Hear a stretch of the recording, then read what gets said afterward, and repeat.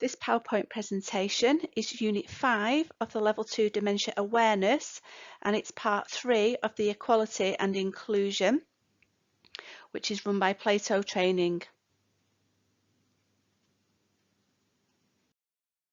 The aims and objectives of this session are, by the end of the session, you will understand the importance of equality and inclusion for people with dementia, and you will be able to understand the impact of inclusion and exclusion on an individual with dementia.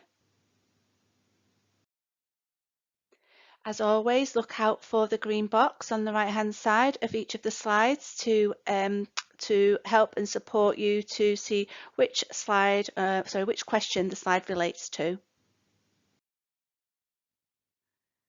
The first part of today's session is going to be focusing on exclusion. So before we get to those slides, I just want to talk you through a recap of what inclusion means. Now, I know you've looked at it before, but as I say, it is a recap, and it means making sure people are included and are not left out. Within your role, when you're supporting people with dementia, you need to ensure inclusion. So you need to ensure that everybody's involved and nobody is left out. Supporting people to take part in society is supporting inclusion. And every day you will be supporting somebody with dementia to take part in society.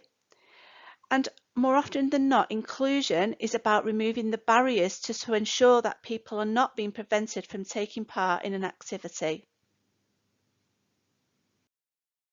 So here are some of the potential barriers. So physical barriers. So this could be access. So if somebody is a wheelchair user, they may not be able to access a building, an activity, because they are using the wheelchair. Intellectual barriers. So this could be where people are excluded as they can't respond. So it could be this could be somebody who does have dementia and they're not able to respond because of that. The language barriers. So if people speak a different language. Financial barriers. So some people are not able to afford to take part in an activity. Emotional barriers, so sometimes people feel too intimidated to take part, and lack of information, so not being told about an activity, not seeing an advert or just not being told about the activity, lack of information, so then that would stop them being able to take part. So we're going to look at slides now relating to question number 1, and we're going to look at exclusion. So what is exclusion? So exclusion is defined as the act of not following someone or something to take part in an activity or to enter a place. So in health and social care, a person is excluded if they are told they cannot take part in their care planning, if they are not allowed to help themselves with personal care, if they're not allowed to take part in an activity they enjoy, if they're not allowed to celebrate their religion, and if they're not allowed outside. Discrimination is the result of behaviour that excludes or fails to include people. Now, this can happen because of thoughtlessness or lack of care, but the basic cause comes from thinking in stereotypes. So stereotyping is what we do when we make assumptions that all people in one particular group are the same. And it's done because it's an easy way of seeing the world. So, for example, some typical stereotypes could be that all people over 65 are frail and need a walking stick. So, if you were working with people over 65, you would presume that they are frail and they need a walking stick. So that's a stereotypical thought. All families have a mum, a dad, and 2 children. Another stereotypical idea, and I'm sure you are all aware, that all families don't have a mother, they don't have a father, and they don't all have 2 children. Some families have 1 mum, 1 dad, 1 child, more than 1 child. So that's another stereotypical thought. Television programs reinforce stereotypes also. So, for example, they may have a young black character playing a criminal. So again, presuming that all black people are criminals. And obviously the current situation that we've been hearing and talking about over the last few months is the Black Lives Matters movement, and they're fighting for to sort of take away the stereotypical thoughts and ideas. So what are the effects of stereotyping? So stereotyping can cause people to make assumptions about others, and the same principles apply when you're stereotyping a person with dementia. So for example, there's an assumption that a person with dementia sits in a chair all day mumbling or wandering around and getting lost. There is an assumption that people with dementia cannot care for themselves. And if you think back to the two individuals we looked at in the last session when we looked at Elizabeth and Ed, there's two people who are both have dementia, but they've got they're at different stages of it, and within those two individuals, Ed needed more care or support than Elizabeth. So that stereotypical person with dementia, thinking about those two, it's wrong, because they are two individuals and they both got their own individual needs. So that's where stereotyping comes in. So another example here, the stereotype is the assumption that anyone wearing a hoodie is going to mug people, which is not the case. So in order to make sure that the people you support do not suffer discrimination, you must work in an anti-discriminatory way. And when you're working in care with people with dementia, you need to think about everybody. When you're planning an activity, you need to think about everybody. Rather than just assuming that everybody with dementia will want to join in, you need to think about all the individuals. Are they able to take part in that activity? Will they want to take part in that activity? You need to think, what are their likes and dislikes? What do they enjoy? How will I communicate with them? How will they communicate with me? And that's really important that you do that. So how might exclusion make a person with dementia feel? So it might make them feel that you've got a lack of respect, that they don't feel that they matter to you if you're not including them or involving them in those activities. The effects of discrimination, so they may feel discriminated against because they're unable to express their cultural differences. A lack of support to participate in daily life, so they may feel as if they have no identity if they cannot participate in an activity to support themselves. And inappropriate attitudes of staff, so they may feel not cared for if staff have not read their care plans properly about their life story or what they like or dislike. So if you're planning or giving them something to eat that they don't like, they'll just think it's inappropriate. You've not actually taken the time to actually think about that person. It can have long-lasting effects on their individual self-esteem and confidence if they're not allowed to participate in activities. If they're not allowed to go outside or take part in their own care planning, it will affect their self-esteem and confidence. The lack of appropriate provision for culture, beliefs or value systems. They may feel discriminated if they cannot follow their religion in their own way. And having wrong assumptions regarding communication difficulties, they may not be able to communicate if the preferred method of communication is not used to overcome their communication difficulties. And then this again comes back to reading care plans and finding out as much as you can about an individual. inappropriate activities which do not take account of personal preference. And again, it's if the staff don't take time to read the care plans and find out what the individuals like and dislike, that individual may feel like they're being forced to participate in an activity which does not interest them, and them thinking that no care has been taken to organise activities that they do like. Non-involvement of family, the partner or the friends in care and support. So this will, if we're not involving them, they'll feel like they've lost the sense of identity of their likes and dislikes, and this has not been taken into consideration during their care planning, so their wishes will not be heard. So this brings you to question number 1, and you need to describe how individuals with dementia may feel excluded. Remember, you're working at level 2, so ensure you're using full sentences and developing paragraphs. You need to write about 3 paragraphs of at least 3 sentences each, and you need to ensure you structure the answer so that the paragraphs flow. And you'll see here the tips. So think about discrimination and stereotyping and how this can be prevented. Think about the slides that you've just looked at to help you within your answer.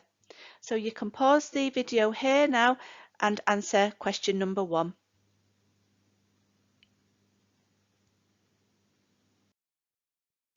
We're going to look at slides now relating to question number 2, and we're going to look at the importance of inclusion.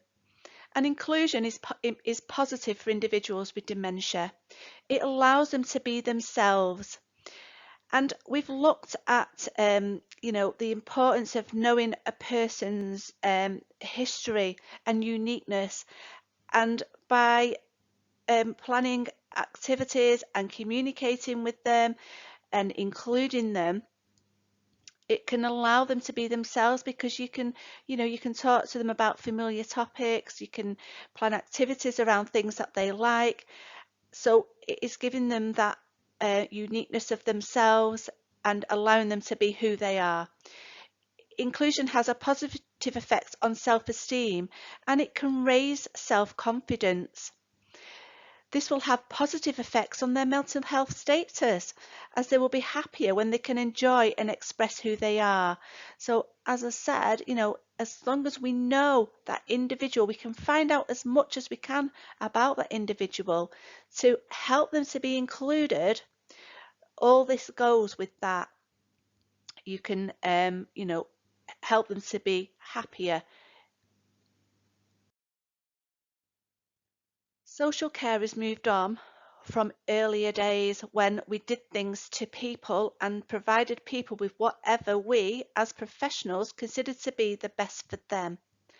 We now understand that people can still be in control of their own lives, and that needing support from social care and other professionals does not mean that they no longer have choices or control.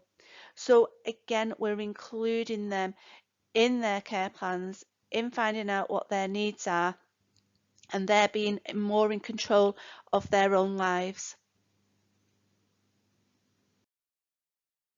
All individuals will be in control of their care, and this will vary on the severity and stage of their dementia.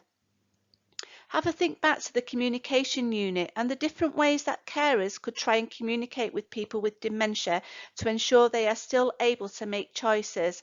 So for example, we looked at picture cards.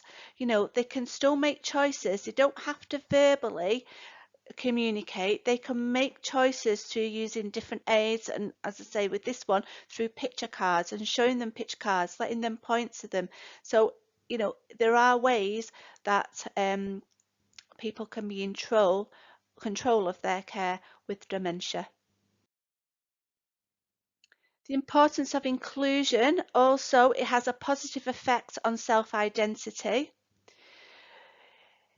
It allows people to still be able to be the person they were without dementia, so as much as they can, by allowing them to continue to pursue their hobbies, their interests, by allowing them to express their likes, dislikes and other preferences, like their religion, for example.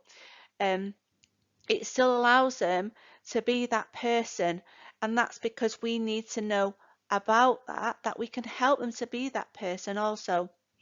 If people with dementia are able to participate in their chosen or their favourite activities, it will in turn have positive effects on their cognitive functioning. So, it will help them to develop.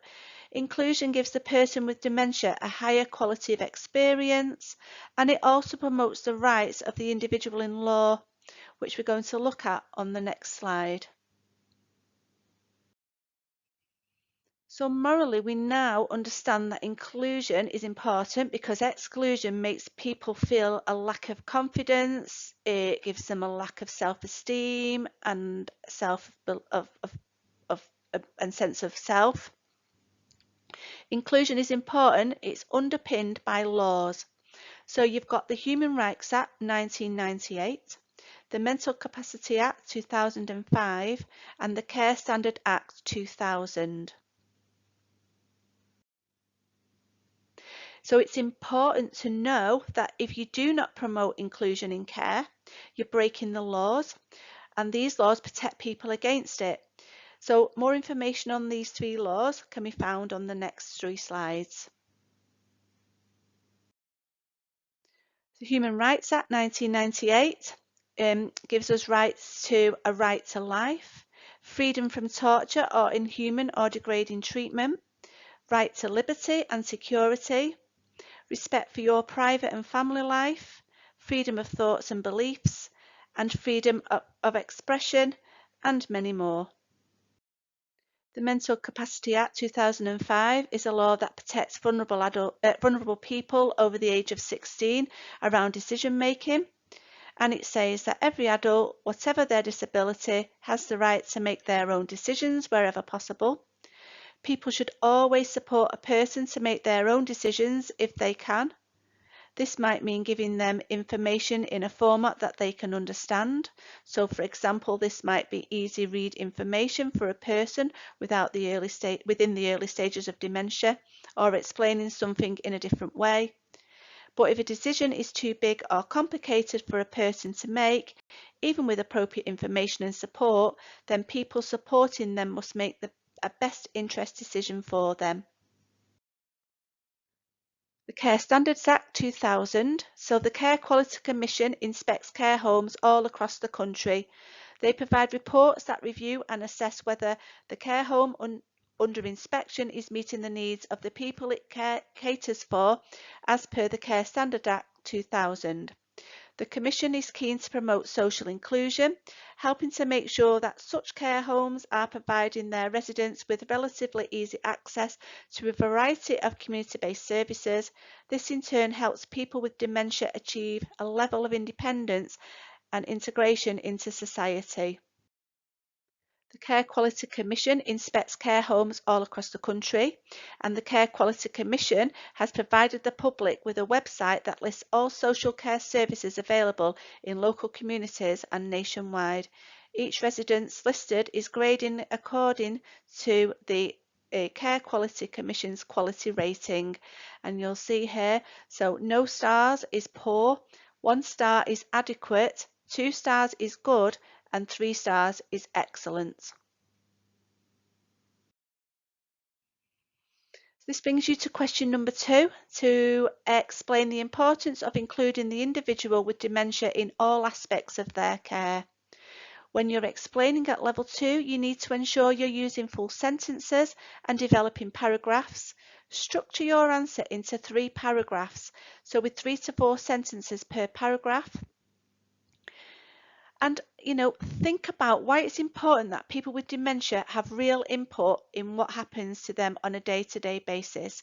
Think about what you do on a day-to-day basis and how you would want to be treated each day. Think about why it would be important for you to be heard. So use that for a tip when you're thinking about this question and writing your answer. So pause the video there to answer the question. And that brings you to the end of the session, and you now should have an understanding of the importance of equality and inclusion for people with dementia, and an understanding of the impact of inclusion and exclusion on an individual with dementia.